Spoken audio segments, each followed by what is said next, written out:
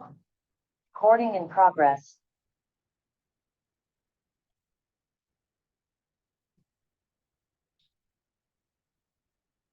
A very good morning, everyone, and welcome to Beta Accounting with CA Sahil Narang. Beta, in today's session, we will be covering revision of your topic issue of debentures, and this video is applicable for 12th class students as well as CA foundation students. बेटा दोनों ही classes के अंदर आपका ये topic है. Of course at CA foundation level we do have this topic. In advance level थोड़े से ज्यादा है in comparison to plus two. तो जो भी प्लस टू के लिए चेंज होगा मैं थोड़ा सा आपको बस बता दूंगा at the end of video. So this video is more relevant for the CA foundation students and we will be covering ICA study material questions in this revision video as well. बेटा तो issue of debenture जो है हमारी जो revision रहने वाली है बिल्कुल एग्जाम ओरिएंटेड रिवीजन रहने वाली है. What I have done is that जो हमने क्लास नोट्स यूज करे हुए हैं हम उसी क्लास नोट्स बनवाए हैं, हमने क्वेश्चंस करे हैं, हम उसी फाइल को हम यूज करके चल रहे हैं. तो जो भी बच्चा जो हमारा स्टूडेंट नहीं है अगर उसको ये फाइल चाहिए होगी वो कॉन्टैक्ट कर सकता है. गूगल ड्राइव लिंक के ऊपर अपलोड कर दी जाएगी एक फाइल, आप वहां से फाइल को डाउनलोड कर सकते हैं, नहीं तो मुझे कॉन्टैक्ट कर सकते हैं. ठीक है, I will share my number at the end of the video in description as well. चलिए बेटा टॉपिक हमारा है इशू ऑफ डिबेंचर्स. बेटा इशू ऑफ डिबेंचर्स जो है उसको हम क्लासिफाई कर सकते हैं in 6 parts. The first topic is accounting treatment when issue of debentures is payable in installment, यानी जब इंस्टॉलमेंट में है. बेटा ये टॉपिक बिल्कुल वैसा ही है जैसा हमने शेयर कैपिटल के अंदर पढ़ा हुआ है, application stage, allotment stage and so on. ठीक है, लेकिन शेयर कैपिटल में थोड़ा एडवांस लेवल पे था, यहां पर आपको उतने लेवल में जानने की जरूरत नहीं पड़ती इस चैप्टर में. नेक्स्ट हमारे पास टॉपिक आता है अकाउंटिंग ट्रीटमेंट क्या होगा जब हमने डिबेंचर्स को इशू करा है taking into consideration the condition of redemption, कि रिडम्पशन कंडीशन क्या है. नेक्स्ट वी हैव कि when we are issuing debentures for consideration other than cash. Next point आएगा हमारे पास कि जब हमने डिबेंचर्स को इशू करा है as collateral security, then we will be covering what will be the treatment of writing off loss or discount on issue of debentures, and last topic we will be covering with the interest on debentures and TDS thereof. तो हमारे पास बेटा यहाँ पर जो questions है मैंने साथ ही bracket में स्पेसिफाई करे हुए हैं कि आईसीए के मटेरियल के कौन कौन से क्वेश्चन आपके इसके रिलेटेड है. हम एक एक कंसेप्ट कवर करेंगे और हम फटाफट से उस क्वेश्चन के ऊपर जाकर हम उस पॉइंट को कवर कर लेंगे. बेटा सबसे पहले हम स्टार्ट करने जा रहे हैं issue of debentures for consideration other than cash. बेटा issue of debentures for consideration other than cash की अगर मैं बात करके चलूं तो बेटा इसके अंदर होगा क्या. अगेन आपके यहाँ पर ना दो केसेस बन सकते हैं. पहला है कि अगर आपने कोई एसेट परचेज करा है, बेटा अगर आप कोई एसेट परचेज करके चलते हैं तो हमारी एंट्री क्या हो जाएगी, आप एसेट अकाउंट को डेबिट कर दोगे and you will credit the vendor account जिससे आपने एसेट खरीदा. और जब हम इसको पेमेंट करेंगे तो बेटा इस केस के अंदर हम एंट्री क्या कर देंगे, vendor account debit. Share capital के अंदर क्या करते थे, आप शेयर कैपिटल को क्रेडिट करते थे and you used to credit securities premium. In case of debentures हम क्रेडिट किसको करेंगे, हम डिबेंचर्स को क्रेडिट कर देंगे और अगर ये प्रीमियम के ऊपर है तो हम सिक्योरिटीज प्रीमियम को क्रेडिट कर देंगे. बेटा अब ये जो है ये बिल्कुल सेम हो गया, बस फर्क क्या पड़ा, शेयर कैपिटल की जगह क्या है debentures. Now there is additional point in case of debentures, debentures को हम डिस्काउंट के ऊपर भी इशू कर सकते हैं. So whenever we are issuing debentures at discount तो बेटा आपकी एक एंट्री जो है वो और हो जाएगी. जब आप डिस्काउंट पे इशू करके चलोगे तो बेटा हमारी एंट्री क्या हो जाएगी, vendor account debit discount on issue of debenture account debit to debenture account. जैसे हमने शेयर कैपिटल में हमने करा हुआ है that we need to calculate the number of the shares to be issued, here also we will show the calculation of number of debentures to be issued. जो भी purchase consideration रहेगा बेटा उसको हम डिवाइड करके चलेंगे इशू प्राइस से, तो हमारे पास क्या आ जाएगा, नंबर ऑफ डिबेंचर्स. ठीक है, next we have is when business is purchase.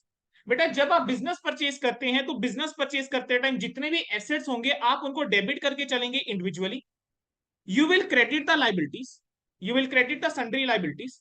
जो भी परचेज कंसिडरेशन है आप वेंडर को उस अमाउंट से आप क्रेडिट करके चलेंगे. Now if purchase consideration is more than the net assets, then आपने ज्यादा अमाउंट पे करा है over net assets. What you have paid extra is for the goodwill, so you will record goodwill in your books. आप goodwill को as balancing figure debit कर देंगे. But if your net assets is more than the purchase consideration, in that case आप capital reserve जो है वो credit करेंगे क्योंकि आपने जो net assets लिए हैं ठीक है वो ज्यादा के लिए एक्वायर करे हैं. बट आपने परचेज कंसिडरेशन कम पे करा है, सो आपको बेनिफिट हुआ है, प्रॉफिट हुआ है। This is a capital profit which will be transfer to an account called the capital reserve. ठीक है, again in this case also you will find और calculate the number of debentures to be issue, आप वो निकालेंगे। और आप जो है यहाँ पर जनरल एंट्रीज आपकी डिटो सेम रहेंगी। अगर पार वाला केस है तब क्या कर दोगे, वेंडर अकाउंट डेबिट टू जितना भी परसेंट डिबेंचर्स है। अगर प्रीमियम पे है तो vendor account debit to debentures to securities premium. And when it is the case of discount, तो vendor account debit discount on issue of debentures account debit and to debentures account. Clear बेटा? बेटा अब इसके ऊपर हमने ना एक question class में करा था, साही लिमिटेड और कमल लिमिटेड वाला। ठीक है, फटाफट से एक बार क्वेश्चन रीड करेंगे मेरे साथ। साही लिमिटेड ने क्या करा था, एक मशीनरी परचेज की थी कमल लिमिटेड से। अब उसकी पेमेंट कैसे हो रही थी, 5,000 इक्विटी शेयर थे 10 रुपीज वाले, प्रीमियम ऑफ 30%। हमने क्या करा था, 1000 डिबेंचर्स इशू करते हैं 8% वाले डिस्काउंट के ऊपर। और उसके अलावा बेटा एक प्रोमिसरी नोट था 48,000 का। आपको ना यहाँ पे जनरल एंट्री पास करने को बोला गया। ठीक है, तो अब यहाँ पर बेटा जनरल एंट्री कैसे पास होगी, जब आपने मशीनरी लिया यूएल डेबिट मशीनरी।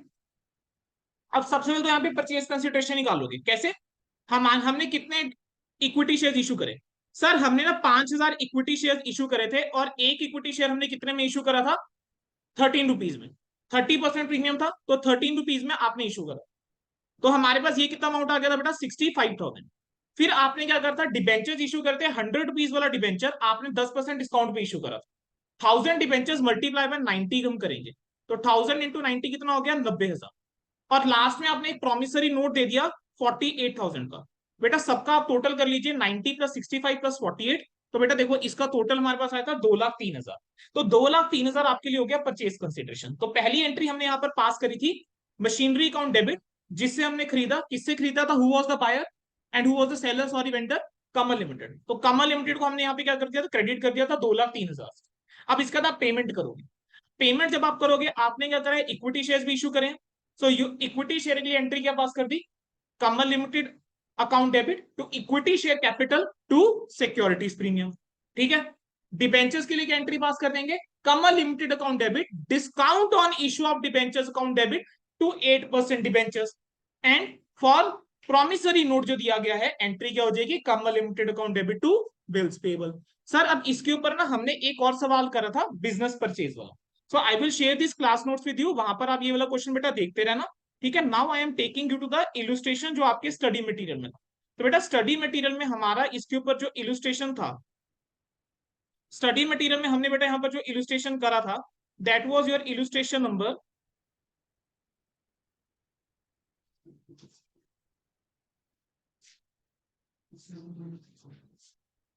बेटा इसके ऊपर जो इलुस्ट्रेशन था, एक आपका क्वेश्चन आया था क्वेश्चन नंबर 9, जो हमारे क्वेश्चन बैंक का क्वेश्चन नंबर 9 है। और आपके स्टडी मटेरियल का बेटा इलुस्ट्रेशन नंबर कौन सा है, आपके स्टडी मटेरियल का इलुस्ट्रेशन नंबर बेटा 10 है। इलुस्ट्रेशन नंबर 10 के अंदर बेटा ये पॉइंट आया था। मैं आपको एक बार 10th इलुस्ट्रेशन पे लेके जाता हूँ, देखेंगे जरा।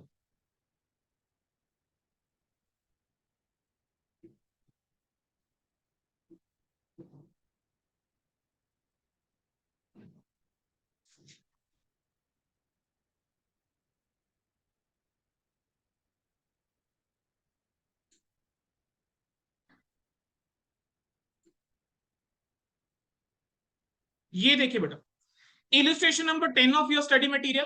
क्या था इस क्वेश्चन के अंदर बच्चे, एक्स एक कंपनी थी, उसने 10,000 14% डिबेंचर इशू करे थे 50 लाख रुपीज के।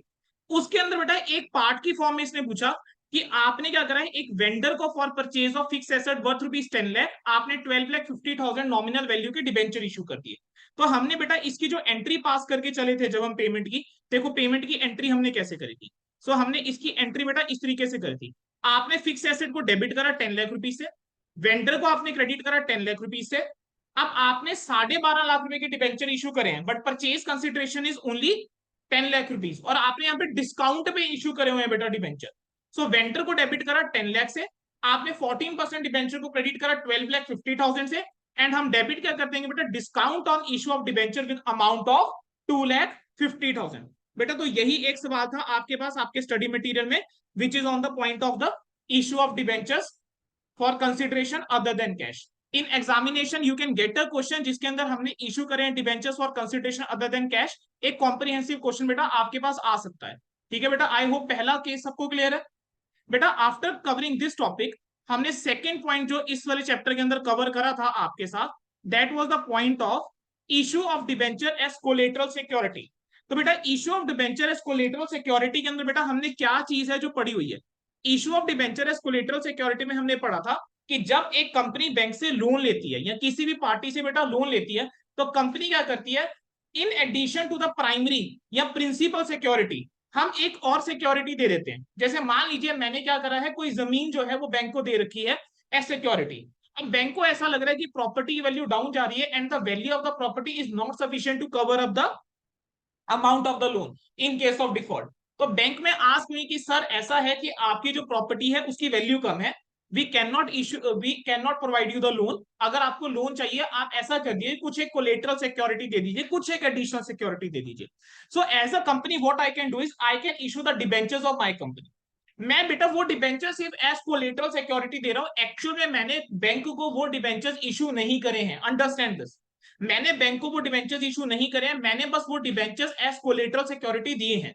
इन केस अगर मैं डिफॉल्ट करता हूं इंटरेस्ट में या प्रिंसिपल की रिपेमेंट में, लोन की रिपेमेंट में, और मैं उस अमाउंट को रीपे नहीं कर पाता हूं और principal security is not sufficient, only in that circumstances वो डिबेंचर्स जो है बैंक को इशू कर दिए जाएंगे and debenture bank will be entitle to rights जो एक डिबेंचर होल्डर को मिलते हैं। तो उस केस में डिबेंचर, उन डिबेंचर्स के ऊपर बैंक को इंटरेस्ट मिलेगा, otherwise bank is entitle to interest only on the amount of the outstanding loan.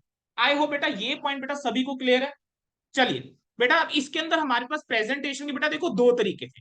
पहला तरीका क्या होता है कि आप क्या करेंगे, कोई भी जर्नल एंट्री पास नहीं करके चलेंगे, बिकॉज एक्चुअल में आप डिबेंचर इशू नहीं करते हैं, आप उसको सिर्फ एज कोलेटरल सिक्योरिटी दे रहे हैं।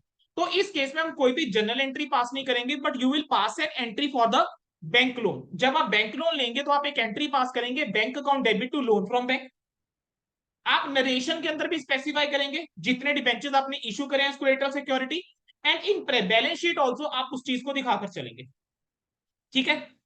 अगर दूसरा मेथड क्या है सर, दूसरा मेथड इसके अंदर ये था कि जब आपने डिबेंचर इशू करे हैं एज कोलेटरल सिक्योरिटी, तो हम एक एंट्री पास कर देंगे in addition to bank loan. क्या एंट्री पास हो जाएगी, debenture suspense account debit to debenture. जो बच्चे प्लस टू में हैं बेटा, आपकी बुक के अंदर क्या होता है कि हम डिबेंचर सस्पेंस को ना डिबेंचर में से माइनस कर देते इन नॉन करंट लाइबिलिटीज, है ना, लॉन्ग टर्म बोरिंग्स। लेकिन इन सीए फाउंडेशन लेवल बेटा क्या करा जाता है, इन सीए फाउंडेशन लेवल हम क्या करेंगे, डिबेंचर सस्पेंस को नॉन करंट एसेट्स में दिखा के चलेंगे, वो भी अदर नॉन करंट एसेट्स में। कैसे दिखाएंगे, नॉन करंट एसेट्स में, वो भी अदर नॉन करंट एसेट्स में। तो बेटा इसके लिए हमने एक एग्जांपल लिया था, तो वो एग्जांपल अगर आप देखेंगे, देखो यहाँ पर प्रेजेंटेशन देखो कैसे करते हैं। अब पहले वाले केस के अंदर बेटा आप एक्सट्रैक्ट बनाएंगे बैलेंस शीट का, इक्विटी एंड लाइबिलिटीज, आप उसके अंदर नॉन करंट लाइबिलिटीज लिखेंगे। नॉन करंट लाइबिलिटीज में लॉन्ग टर्म बोरिंग में मेरे पास डिबेंचर्स आ जाएगा, और ये सिक्योर्ड होते हैं तो इस वजह से हम सिक्योर्ड भी लिख देते हैं साथ में वर्ड, ठीक है, सिक्योर्ड के नीचे long term borrowings. Then current liabilities मैंने आपको बताया हुआ है कि शॉर्ट टर्म बोरिंग्स क्या होते हैं, शॉर्ट टर्म बोरिंग्स होता है जो पैसा पेबल है within the period of 1 year. But of course at CA foundation level what we have seen कि आपका इंस्टीट्यूट जो है अभी शॉर्ट टर्म बोरिंग्स का ट्रीटमेंट जो है वो नहीं दिखा के चल रहा है, और किसी क्वेश्चन में रिक्वायरमेंट भी नहीं बढ़ी। लेकिन अगर मैं डिबेंचर्स को रिडीम कर रहा हूँ से इंस्टॉलमेंट में, अगर मैं डिबेंचर्स को रिडीम कर रहा हूँ इंस्टॉलमेंट में और मेरे पास कुछ पहले से है, या मैंने बैंक लोन जो है वो रीपे करना है इन नेक्स्ट 1 ईयर, है ना, तो मुझे जितना नेक्स्ट 1 ईयर के अंदर देना है आइडली वो आपका शॉर्ट टर्म बोरिंग्स में आना चाहिए। बट इन इंस्टीट्यूट मटेरियल हमारे पास कोई भी ऐसा क्वेश्चन अभी तक नहीं आया, but it can come in examination, तो आपको ट्रीटमेंट जो है वो पता होना चाहिए। ठीक है, जो भी पैसा बेटा मुझे रिपोर्टिंग डेट से 12 मंथ्स के अंदर पे करना है, वो पैसा जो है मेरा, वो लाइबिलिटी मेरी शॉर्ट टर्म बोरिंग्स में आएगी, और बाकी अमाउंट मेरा आएगा लॉन्ग टर्म बोरिंग्स के अंदर। ठीक है, अब बेटा मैंने जो बैंक लोन लिया है, तो मेरा क्या होगा, बैंक बैलेंस बढ़ेगा, बैंक बैलेंस बढ़ेगा तो that will be shown in cash and cash equivalents. तो करंट एसेट्स के अंदर हम कैश और कैश इक्विवेलेंट्स दिखाएंगे। This is your presentation in your first method. Second method के अंदर क्या होता है बेटा, सेकंड मेथड के अंदर आपका एडिशनल क्या आ जाएगा, आप एक एसेट्स दिखाएंगे, एसेट्स के अंदर हम नॉन करंट एसेट्स और अदर नॉन करंट एसेट्स दिखाएंगे। In other non current assets we will show debenture suspense.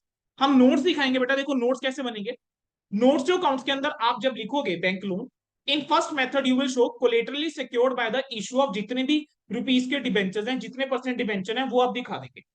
But in second method हम क्या करते हैं, सेकेंड मेथड के अंदर हम जो हमने डिबेंचर्स इशू करे हैं as collateral security, will show those debentures in this manner. Example के तौर पे 12% फर्स्ट मोर्टगेज डिबेंचर है, ठीक है, तो हम उसको इस तरीके से दिखा के चलेंगे। एंड जो डिबेंचर सस्पेंस है हम उसको कहां दिखाएंगे बेटा, अदर नॉन करंट एसेट्स में। डिबेंचर सस्पेंस को कहां दिखाएंगे, अदर नॉन करंट एसेट्स में। नाउ फॉर दिस हमारे पास बेटा एक क्वेश्चन था जो मैंने आपको क्लास में करवाया था, जिसके अंदर कुछ हमारे पास डिबेंचर्स पहले से आउटस्टैंडिंग थे, ठीक है। तो हम इस वाले क्वेश्चन को जो है आप लोग प्लीज नोट से देख लीजिएगा। I am taking you to the ICS study material question. ICA के स्टडी मटेरियल में बेटा हमारे पास इसके ऊपर जो सवाल था, that was your question number 8 from my question bank, and that is your illustration number 8 and 9 of study material. तो बेटा फटाफट से आएंगे इलस्ट्रेशन नंबर 8 और 9 के ऊपर ऑफ योर स्टडी मटेरियल।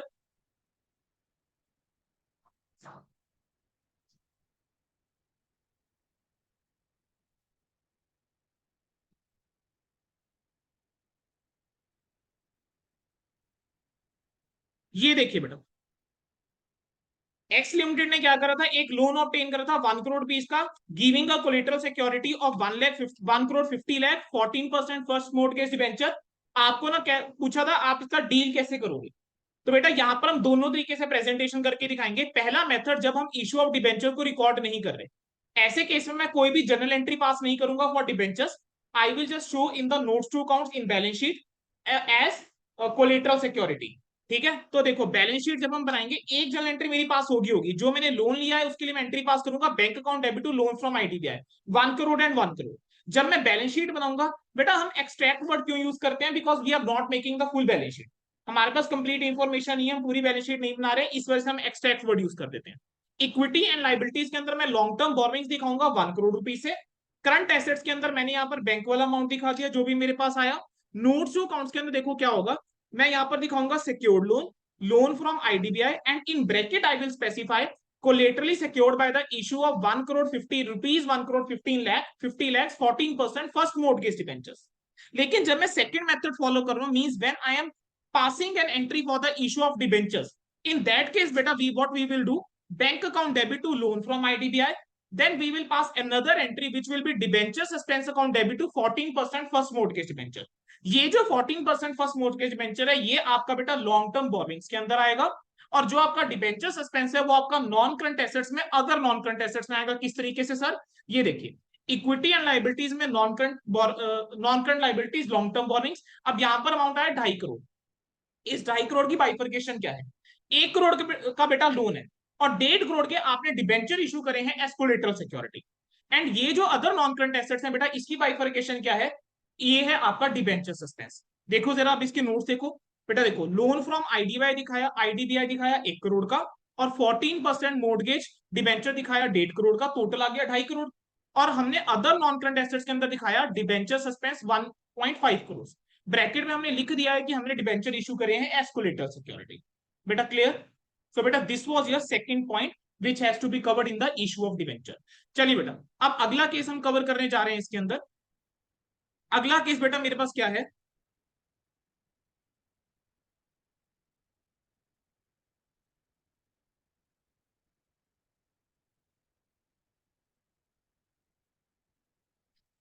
बेटा केस नंबर सी हमने जो कवर करके चला था आपके साथ, वो था कि डिबेंचर्स की एंट्रीज क्या होंगी इशू की, on the basis of redemption condition. किस बेसिस के ऊपर बेटा, रिडम्पशन कंडीशन के ऊपर आपकी एंट्री क्या होगी। बेटा देखो, डिबेंचर्स जो है वो आपके इशू करे जा सकते हैं एट पार, आपके इशू करे जा सकते हैं एट डिस्काउंट, और आपके इशू करे जा सकते हैं एट प्रीमियम। ना प्रैक्टिकली बेटा रिडम्पशन जो होती है वो कभी भी ना डिस्काउंट के ऊपर नहीं होती।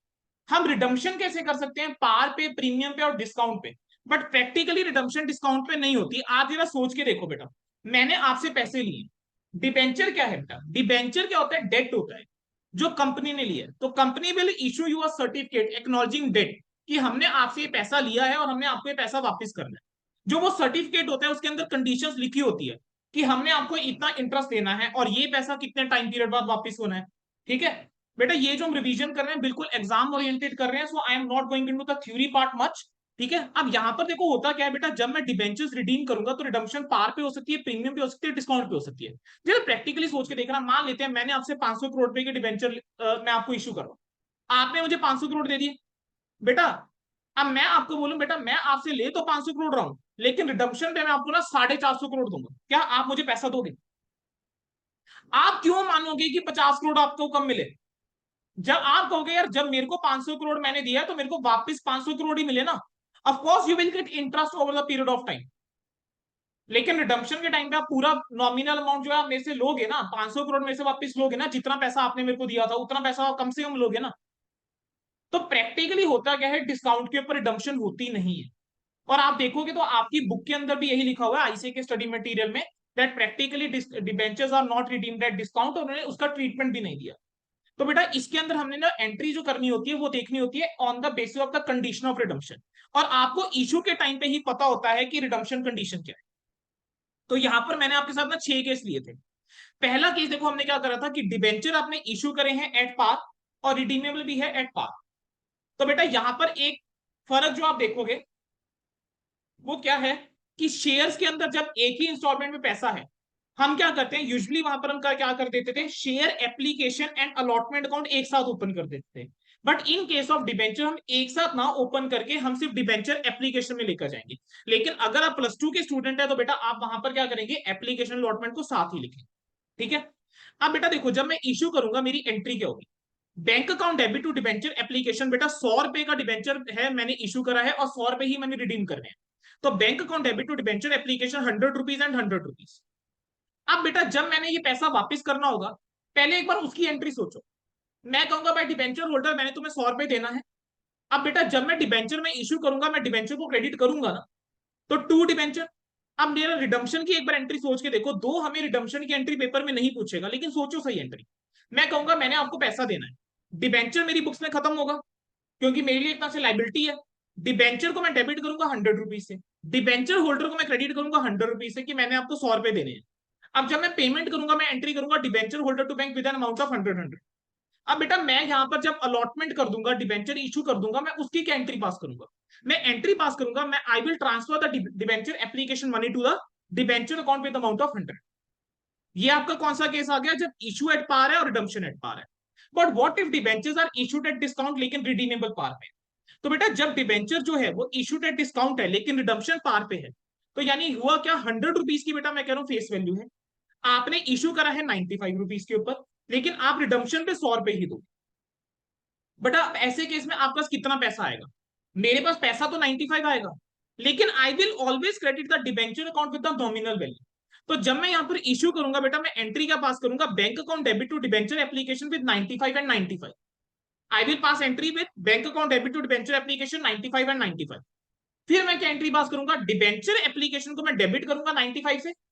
आई विल ओपन अनदर अकाउंट जिसका नाम होगा discount on issue of debenture with amount of ₹5, and I will credit the debenture account with full face value nominal value that is 100 rupees. अब बेटा जब मैं ये पैसा कभी वापस करूंगा ना, तब मैं डिबेंचर को 100 से डेबिट करूंगा, डिबेंचर होल्डर को 100 से क्रेडिट करूंगा और पेमेंट कर दूंगा। So this was your case जब हमने डिबेंचर को डिस्काउंट पे इशू करा है लेकिन रिडम्पशन पार पे है। नेक्स्ट केस बेटा क्या आएगा, जब हमने डिबेंचर को इशू करा है प्रीमियम पे लेकिन रिडम्पशन जो है वो पार पे है।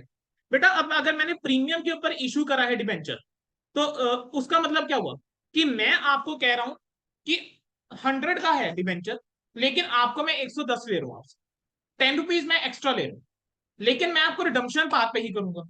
ठीक है। 100 की चीज है, मैं आपको इशू 110 में कर रहा हूं और वापसी में आपको 100 कर दूंगा फेस वैल्यू। अब ऐसे केस में देखो बेटा क्या होगा, ऐसे केस के अंदर बेटा वही आप क्या करते थे, शेयर कैपिटल में आप एक अकाउंट ओपन करते थे सिक्योरिटी प्रीमियम, जो आपका एक्स्ट्रा अमाउंट आया होता, सेम चीज यहां होने वाली है, bank account debit 110 to debenture application. अब इस 110 में 100 रुपए ऐसा है जो डिबेंचर के फेस वैल्यू के लिए है, नॉमिनल वैल्यू के लिए, जो 10 रुपए एक्स्ट्रा आ रहा है that is your for securities premium, so you will credit securities premium. ठीक है, क्लियर है बेटा? नाउ सर केस जहां पर हमने डिबेंचर पार पे इशू करा है लेकिन रिडम्पशन प्रीमियम पे है, सर 100 रुपए की चीज है, 100 रुपए की चीज है, मेरे पास 100 रुपए मैंने इशू कर दी। अब मैं क्या कर रहा हूं बेटा रिडम्पशन पे, लेकिन मैं बोल रहा हूं कि मैं आपको 105 दूं। बेटा जरा कंपनी के एंगल से सोच के देखो, क्या ये 5 रुपए का मुझे नुकसान है? मेरे पास आज 100 रुपए रहा है, लेकिन मैं कह रहा हूं जब मैं पैसा वापस करूंगा तो आपको 105 दूंगा। तो ये 5 रुपए का लॉस है जो मुझे पहले ही पता है at the time of issue. Issue के टाइम पे मुझे ये चीज पता है, तो at that time itself I will record that loss.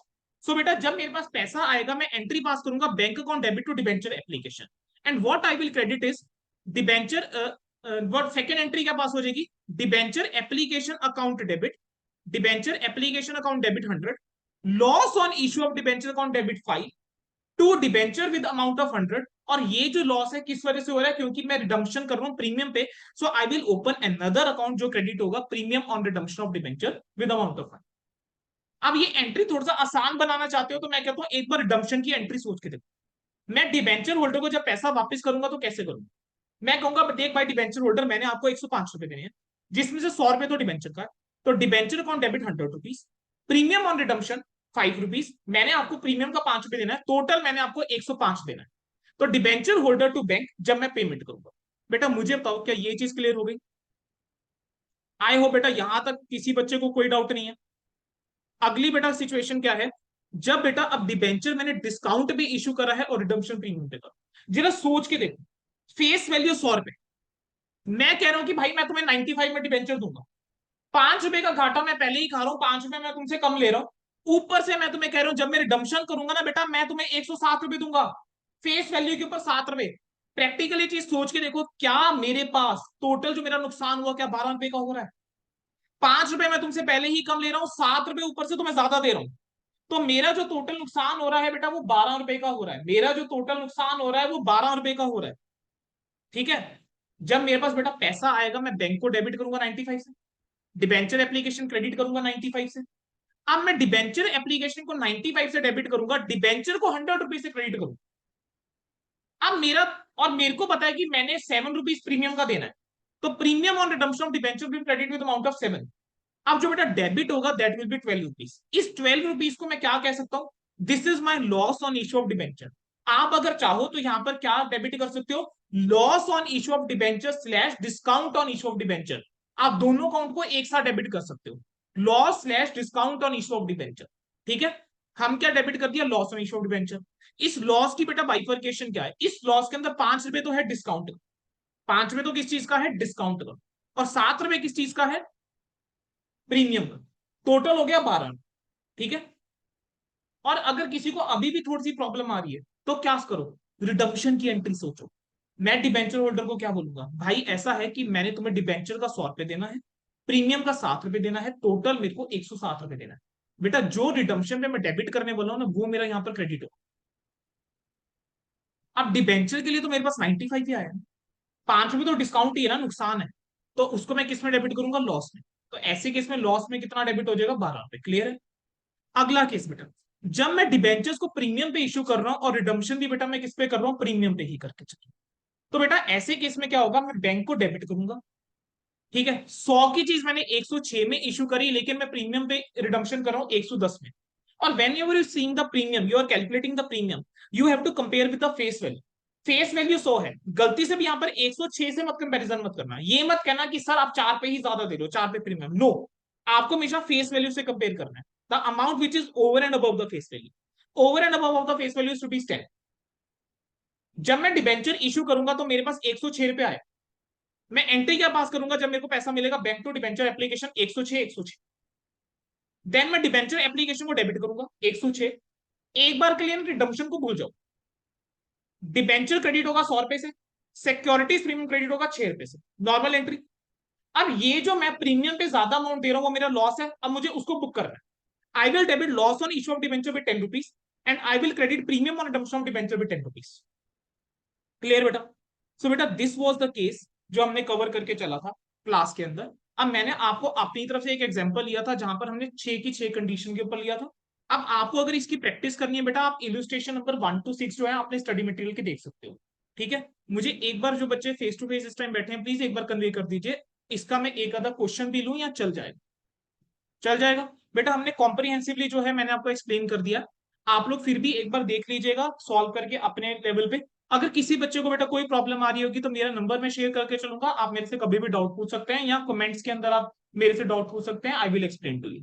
ठीक है, अगर फिर भी हम ऐसा करते हैं, चलो एक मैं केस ले लेता हूँ, ज्यादा ना सही हम ना एक केस ले लेते हैं, तो ऐसा करते हैं इलुस्ट्रेशन नंबर हम देख लेते हैं बेटा, वी विल सी बेटा illustration number your 4 of study material, we will see your illustration number 4 of study material. आइए बेटा, देखो बेटा एंट्री कैसे पास करते हैं, मुझे आपको वो सिखाना है। इलुस्ट्रेशन नंबर 4 देखो बेटा एक बार। मॉडर्न इक्विपमेंट्स में 4 लाख डिबेंचर इशू करते हैं 100 रुपीज वाले, एप्लीकेशन के ऊपर 30 रुपए, अलॉटमेंट के ऊपर 70 रुपए। डिबेंचर जो है वो फुली सब्सक्राइब हो गए, मनी ड्यूली रिसीव्ड होगी। टर्म्स के अकॉर्डिंग क्या हुआ, डिबेंचर्स रिडीमेबल है 110 पे। इट मीन 10 रुपए एक्स्ट्रा, 10 रुपए प्रीमियम। कौन सा केस है ये, इशू एट पार का केस है, रिडम्पशन एट प्रीमियम का केस है। क्या आपको इशू के टाइम पे पता है कि रिडम्पशन कैसे होने वाली है? मुझे एंट्री अकॉर्डिंगली करनी पड़ेगी। अब मेरे पास यहाँ पर एप्लीकेशन में जो पैसा आएगा कितना आएगा, आप क्या कहोगे सर 4 लाख को मल्टीप्लाई कर दो 30 से, इतना आपका एप्लीकेशन पे आया। बेटा अब आपने शेयर कैपिटल में भी ये चीज सीख रखी है कि अगर मुझे स्पेसिफाई नहीं होता, चलो एक पॉइंट यहां पर मैं क्लियर कर दूं, अगर आप लोगों ने एक चीज सीखी हुई है कि अगर स्पेसिफाई मेरे पास नहीं होता, हम क्या मान के चलते हैं दैट अलॉटमेंट की स्टेज के ऊपर क्या है, प्रीमियम है ना।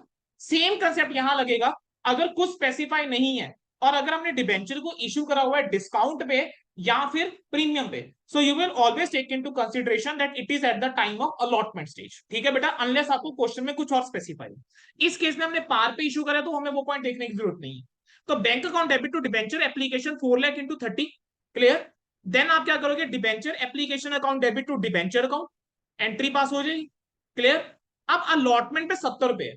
बेटा क्या मुझे इशू के टाइम पे पता है ना कि मेरे को प्रीमियम पे 10 रुपए एक्स्ट्रा देना है, और जो प्रीमियम पे 10 रुपए एक्स्ट्रा देना है क्या मेरा लॉस है? 4 लाख डिबेंचर, पर debenture 10 rupees, 4 lakh into 10 is 40 lakh. मेरी एंट्री क्या होगी, मैं पहले अलॉटमेंट मनी ड्यू करता हूं, मैं डिबेंचर अलॉटमेंट को डेबिट करूंगा, मैं loss on issue of debenture को डेबिट करूंगा। आई will credit a 12% debenture, I will credit 12% debenture, किस अमाउंट से, with the balance amount of the nominal value that is 4 lakh multiply by 70, and I will credit the premium on redemption of debenture, किस amount से, 4 lakh multiply by 10। और जब ये पैसा मेरे को मिलेगा बेटा, एंट्री हो जाएगी बैंक टू डिबेंचर अलॉट। बेटा on similar grounds you have illustration number 1 to 5, ठीक है। आई डोंट थिंक इसके अंदर कोई बहुत ज्यादा प्रॉब्लम आप लोगों को आनी चाहिए। स्टिल किसी बच्चे को बेटा कोई डाउट रहेगा, आप लोग मेरे से कांटेक्ट कर सकते हैं, मेरे से कभी भी पूछ सकते हैं। ये बेटा मैंने आपके कितने कंसेप्ट कवर कर दिए, मैंने आपके बच्चे 3 कंसेप्ट जो है यहाँ पर कवर कर दिए। बेटा अगला कंसेप्ट जो है उसके लिए मैं ना कोई क्वेश्चन अभी क्लास में नहीं लेके चलूंगा रिवीजन में, मैं आपको सिर्फ एक्सप्लेन कर देता हूँ। This is very easy, very very easy.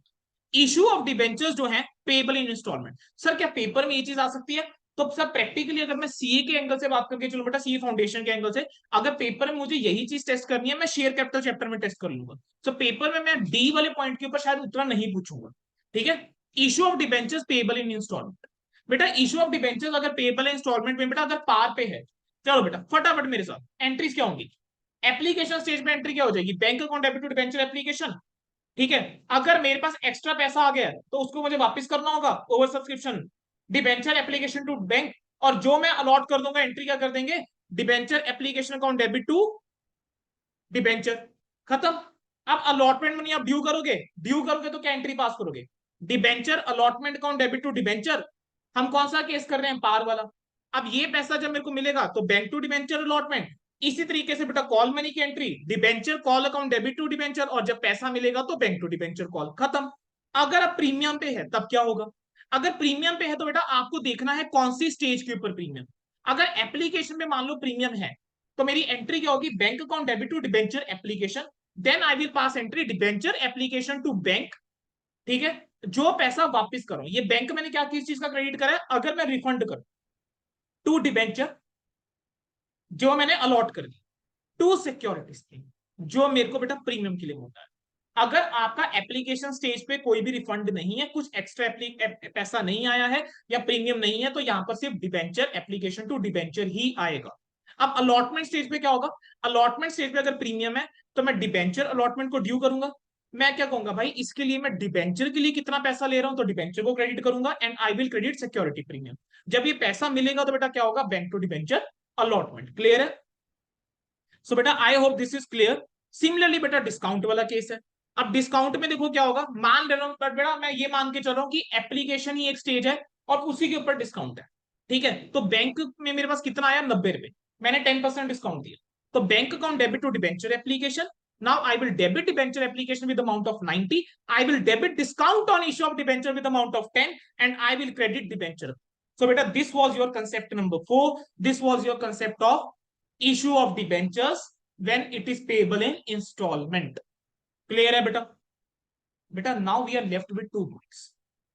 पहला पॉइंट मेरे पास बचा है राइटिंग ऑफ डिस्काउंट और loss on issue of debenture, and second point बेटा मेरे पास बचा है interest on debenture. First, I will be covering writing of discount on issue of debenture. Then I will be covering interest on debenture.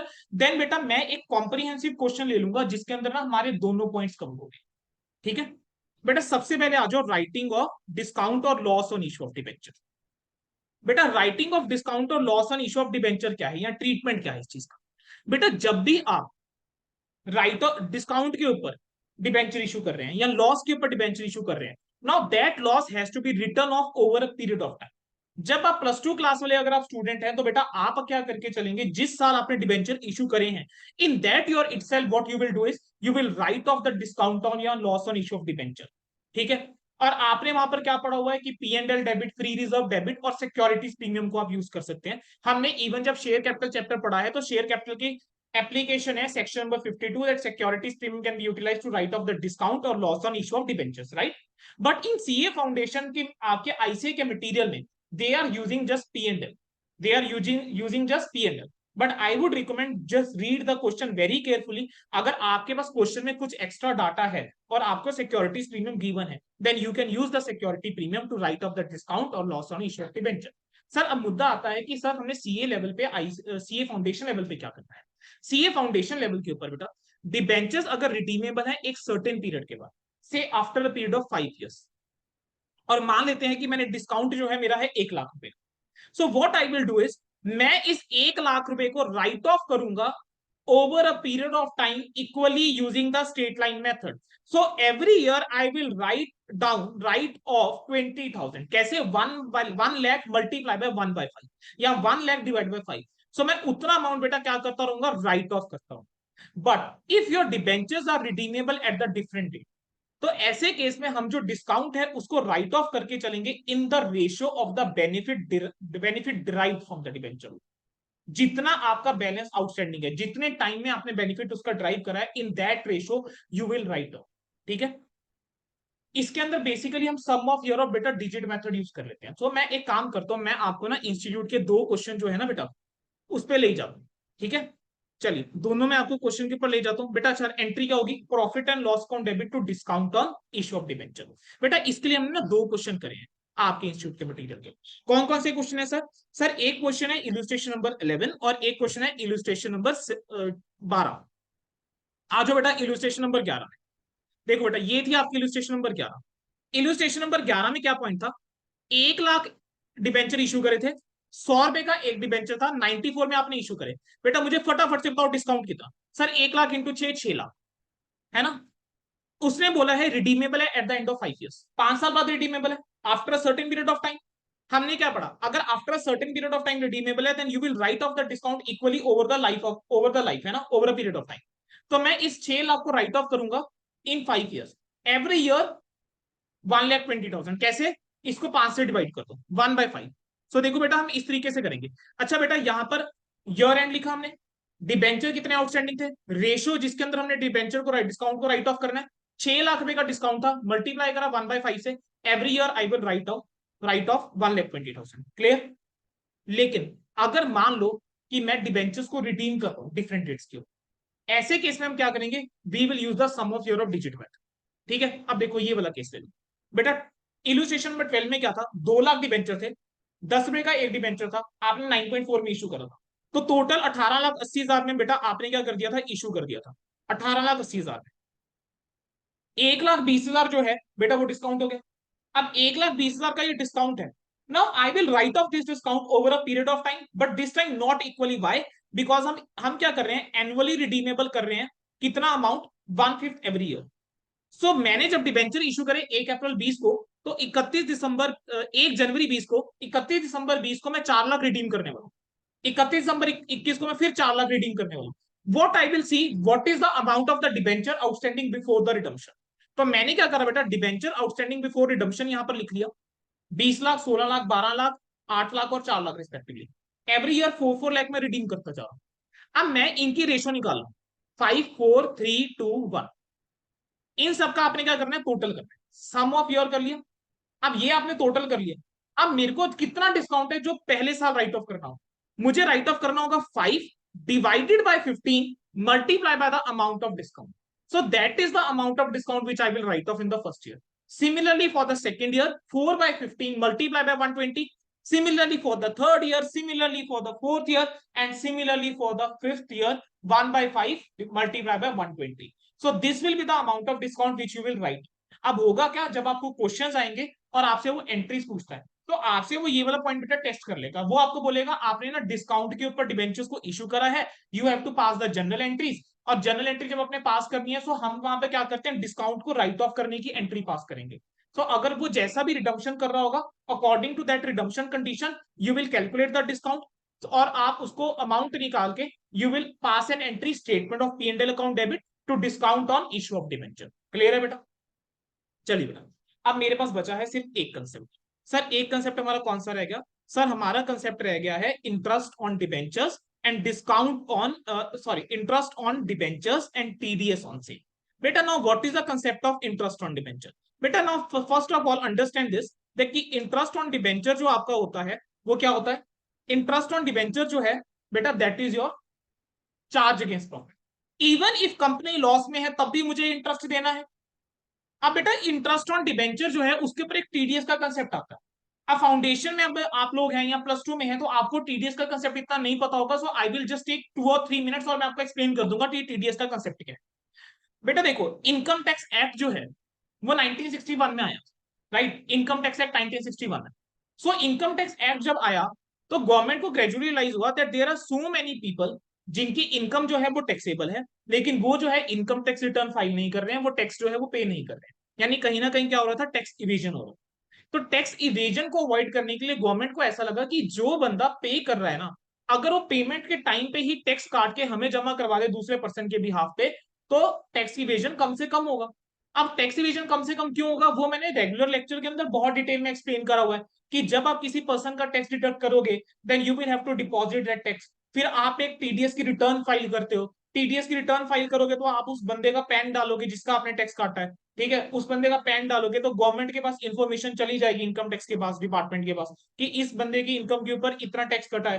तो उसके वो ना 26 AS में और AIS में रिफ्लेक्ट हो जाता है. अब ये थोड़ा सा हैवी हो जाएगा उन बच्चों के लिए जिनको ये वाला कंसेप्ट अभी नहीं पता. ठीक है, and I can not go into detail because this much is not required at your level. Definitely when you will enter into the CA inter level, then you will learn more about TDS. ठीक है, तो होता क्या है कि हम ना source के ऊपर ही टैक्स काट लेते हैं. एग्जाम्पल के तौर पर बेटा, जैसे मान लेते हैं किसी बच्चे के पेरेंट्स जो है उनकी सैलरी इनकम, और वो सैलरी इनकम जो है वो टैक्सेबल है. अब होगा क्या, जब इंप्लॉयर पे कर रहा होगा ना, तो मान ले मैं इस टाइम पे मान लेता हूँ सिर्फ 5 लाख रुपीज की सैलरी है पर मंथ. ठीक है, और हम सेक ऑफ सिंप्लिसिटी के लिए मान रहे हैं कि कितना टीडीएस कटेगा, 50,000.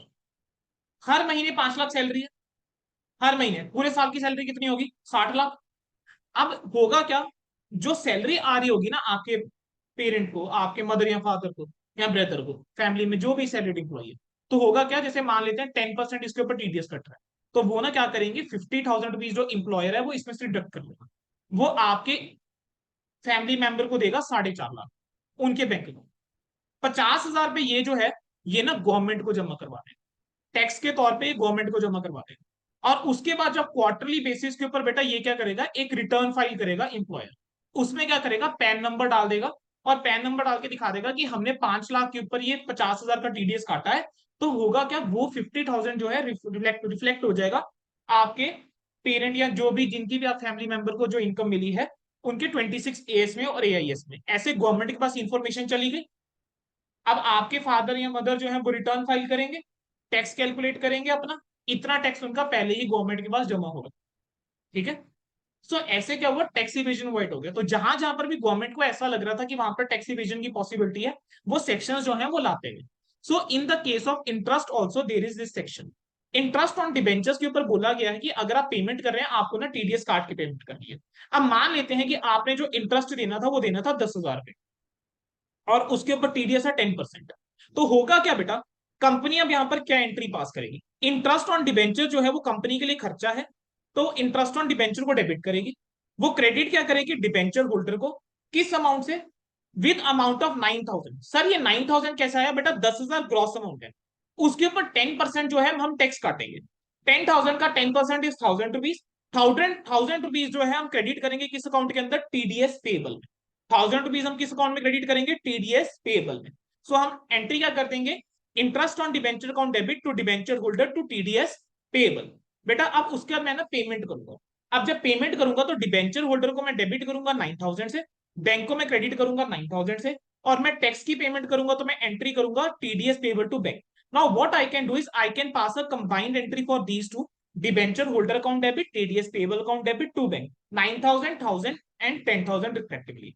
ठीक है बेटा, अब इस अकाउंट को हम क्लोज कैसे करेंगे, इंटरेस्ट ऑन डिबेंचर को। To close interest on debenture we will pass a entry statement of P and L account debit to interest on debenture. Clear है बेटा। चलिए अब बेटा इसके ऊपर हम एक सवाल करके चलेंगे। तो आपके इलुस्ट्रेशन का ही, आपके स्टडी मटेरियल से ही मैं ना एक इलुस्ट्रेशन पिक कर लेता हूँ। हम यहाँ पे, मेरे पास दो क्वेश्चंस हैं। एक मेरे पास है प्रैक्टिकल प्रॉब्लम 4, उसके अंदर हमने लेजेस भी बनाने थे। और एक मेरे पास बेटा आपका जो आता है that is your illustration number 13 of your study material, and we are taking illustration number 13 of your study material है। चलिए बेटा इलुस्ट्रेशन नंबर 13 पे बेटा एक बार मेरे साथ आ जाए।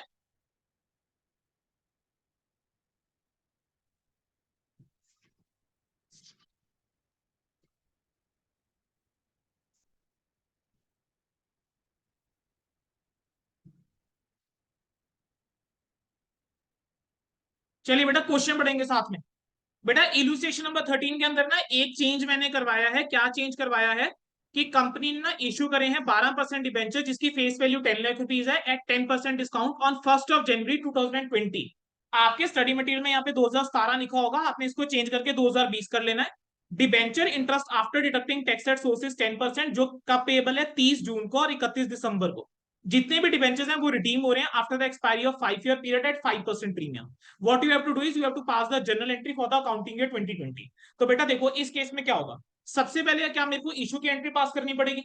अब मैंने जो इशू करा है क्या डिस्काउंट के ऊपर इशू करा है, तो अगर मैंने डिस्काउंट के ऊपर इशू करा है और 10 lakh rupees is the face value, क्या मेरे पास 9 लाख रुपए आएंगे।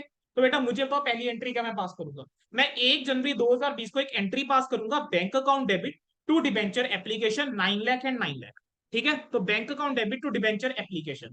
अब यहां पर आप एक और वे में एंट्री पास कर सकते हो। Instead of passing to entries हम डायरेक्टली भी डिबेंचर को क्रेडिट कर सकते हैं। तो आप चाहो तो यहां पर ऐसे भी एंट्री पास कर सकते हो, bank account debit to debenture application 9 lakh 9 lakh, then I will pass another entry, debenture application account debit 9 lakh, discount on issue of debenture। ठीक है, कितना। आप क्वेश्चन को बेटा एक बार देखो, क्वेश्चन के अंदर प्रीमियम भी है। तो क्या ये वो क्वेश्चन हो गया जहां पर मेरे को रिडम्पशन कंडीशन पता है, तो क्या मुझे इसको भी रिकॉग्नाइज करना चाहिए। तो इंस्टेड ऑफ डिस्काउंट क्या अब मैं डेबिट कर दूं loss on issue of debenture.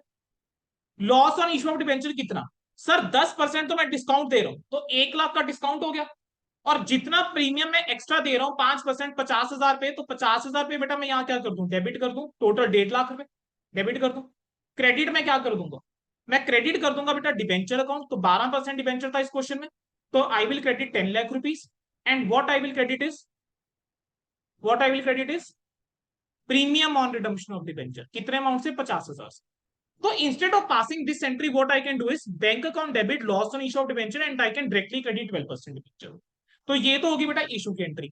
अब जरा सोच के देखो, क्वेश्चन के अंदर मेरे को डाटा गिवन है कि जितने भी डिबेंचर्स हैं वो रिडीम हो रहे हैं after the expiry of 5 year period. तो बेटा क्या हमने एक कंसेप्ट सीखा है writing of discount on debenture का या लॉस का। क्या कंसेप्ट सीखा है हमने, हमने बेटा ये कंसेप्ट सीखा है कि जो भी डिस्काउंट या लॉस होगा on issue of debenture you will have to write off that discount और लॉस।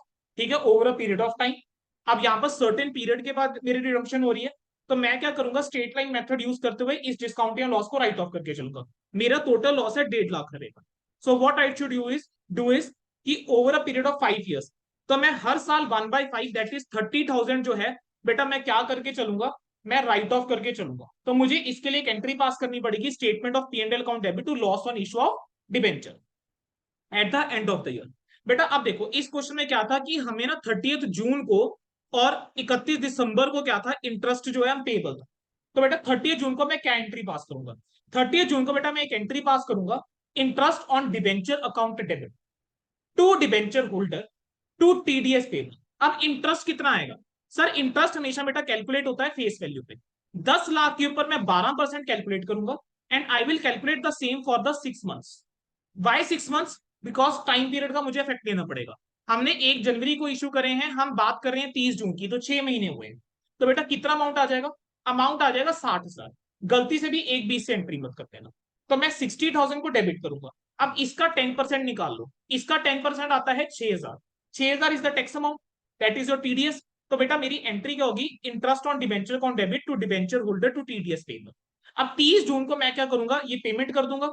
तो 54,000 debenture holder debit, TDS payable debit 6,000 to bank. You can pass two different entries, debenture holder to bank, TDS payable to bank.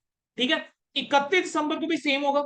अब 31 दिसंबर को जो मेरा interest की entry होगी बेटा, वो कौन सी डेट से कब तक की होगी? 1 जुलाई से लेके मैं 31 दिसंबर तक का इंटरेस्ट निकालूंगा, विच इज अगेन 6 मंथ्स. तो इंटरेस्ट आपका कितना आएगा? 60,000. क्लियर है? नाउ अब आप क्या करोगे at the end of year? बेटा you will close the interest on debenture account. तो profit and loss account debit to interest on debenture account आप एंट्री पास करोगे. And you will write off the loss on issue of debenture. तो आप entry क्या करोगे? Profit and loss account debit to loss on issue of debenture. कितनी amount से? 30,000 से. Y? Because यहां पर आप क्या कर रहे हो? रिडम्पशन कर रहे हो after a certain period of time. So you will write of it in using the straight line method equally. ठीक है. तो 1.5 lakh divide by 1.5 lakh into 1/5 या 1.5 लाख डिवाइड बाय 5. तो 30,000 का बेटा आपका ये अमाउंट आ जाएगा. So this way what you will do is solve the questions.